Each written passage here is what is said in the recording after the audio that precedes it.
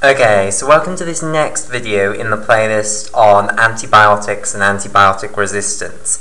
In this video, what we're going to do is we're going to look at an altered version of chemostat, which is called Morbidostat.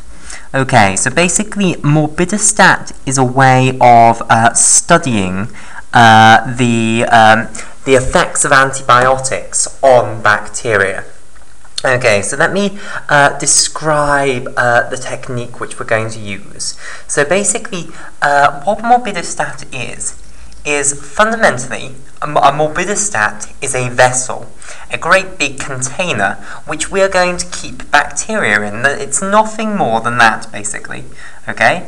And it's going to have, fundamentally, two tubes coming into it, okay? An input tube here, and an output tube coming out here. Right.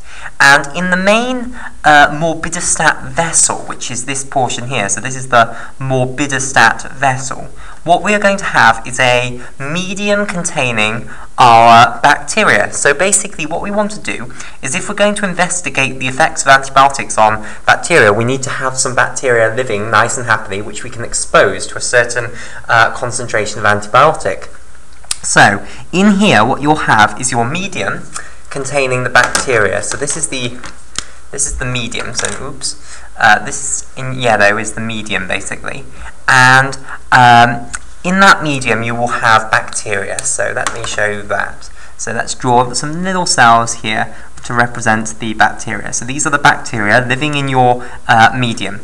And basically, you can't just keep bacteria in a constant medium, because what's going to happen is, gradually, the bacteria will use all the nutrients in the medium, and they will excrete lots of waste products which are toxic to the bacteria, and basically, eventually, the bacteria will all die.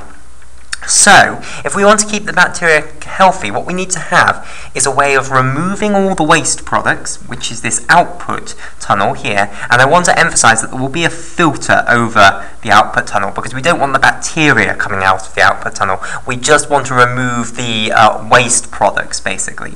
So we have a way of draining the waste products, basically, which is this output tube. And then we have an input tube through which we are going to put fresh nutrients. So new nutrients is going to come in here, basically. So fresh medium with lots of nutrients in is going to come in through the input tube. Right, so you've got this continuous process of adding in new fresh medium and removing stale medium, as you like. Okay, and if the bacterium is an aerobic bacterium, you're also going to have to put in fresh air. So you might have a tube in here which will add in sterile fresh air, because you don't want to be putting in non-sterile stuff, because if you put in non-sterile air, then that means that other bacteria which we don't want to culture are going to come into our medium, and they are going to start living off this nutrients which we want our chosen bacteria to live on, basically. So here's the sterile air coming in here. Okay, right, so that's the basic principle of a chemostat so far. The alteration to make a Morbidostat is that you can also have another input tube here, which is where we're going to input the antibiotic, basically. So to turn a chemostat into an Morbidostat, the only difference is that you also add in antibiotic. And obviously, antibiotic molecules will also be coming out of the output tube. So you will eventually reach an equilibrium where the number coming in is going to be the same as the number coming out, and whatever concentration is in the medium at that point will be your equilibrium concentration, basically.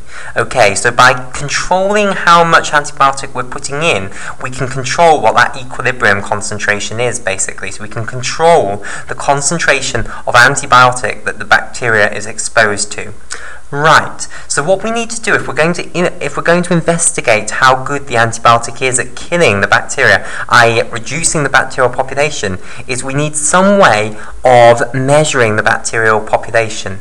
Okay, so the way we do this is we put a light here. So let's have a light bulb here. Okay, so here's a light bulb which will shine light through the Morbidostat vessel. So let's draw it here. This is the light, and it's shining light through here. And what you will do is you will also have a detector over here. So let's say a detector here. So this is the detector. And basically, you will measure how much light makes it through the Morbidostat vessel to the detector, i.e. you will measure the transmittance, and the amount which actually makes it through. Right, okay, so if you have a very high population of bacteria in this Morbidostat vessel, then that means that most of the light you fire through this medium will hit bacteria and therefore won't make it through to the detector. Whereas if you have very few in here, then the medium will be far clearer, i.e. it will be more translucent, and the light will pass through, more light will pass through undisturbed, basically, so the transmittance will be higher. So by looking at the transmittance, you can work out what the concentration of bacteria in this medium is, basically, and therefore you have a measure of what the population of your bacteria is in this Morbidostat vessel. And roughly, the absorbance of light by the bacteria, so the amount of light that doesn't make it through because it's hit a bacteria. So you shine a certain amount of light, a certain amount of photons onto the Morbidostat vessel, and a certain number of them go through.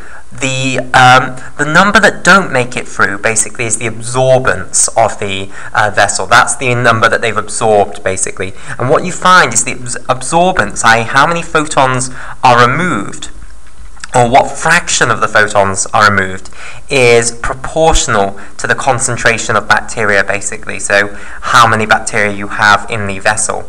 So if we were to plot a graph, basically, of absorbance versus concentration, what you would get is some linear value. So if you shine light through this Morbidostat vessel, then you can work, you know how much you emitted, you know how much you detected, you can work out how much was absorbed. Then by looking at the fraction of that was absorbed, you can then go to this graph, take that fraction, whatever it may be, here, percentage, P for percentage, and then work out what concentration that must correspond to, basically. And then you can track your bacterial population. Okay, so what you can do is you can track your bacterial population. So if we draw a graph of bacterial population here, or bacterial concentration, but they're proportional to one another, so bacterial concentration here, okay, against time, then if we have no antibiotic initially, what will happen is the bacterial concentration will remain at some constant. Now, if we suddenly add in antibiotics, so let's say at this time here, what we're going to do is we're going to suddenly add in antibiotics. So we're going to add in antibiotic. Then what will happen is that a huge fraction of your population will be sensitive to that antibiotic, and they will all die. So your population will go down very rapidly if you increase the concentration of antibiotic in this medium. So let's say we increased it to some certain concentration. So we altered the input of antibiotics so that the equilibrium concentration of antibiotic in our Morbidostat was some fixed value. Okay, so let's say that was C for concentration of antibiotic. Most of the bacteria then die, but what you find is that gradually the population then goes gradually back up, like so.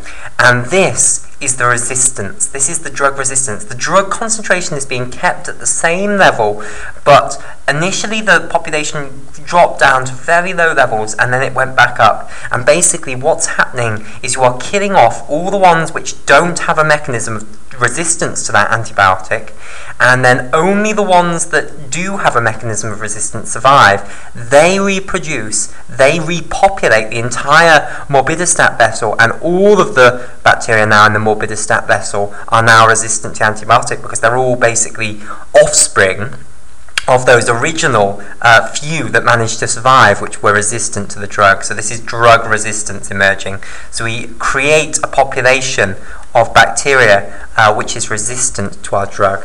Okay, so that's Morbidostat.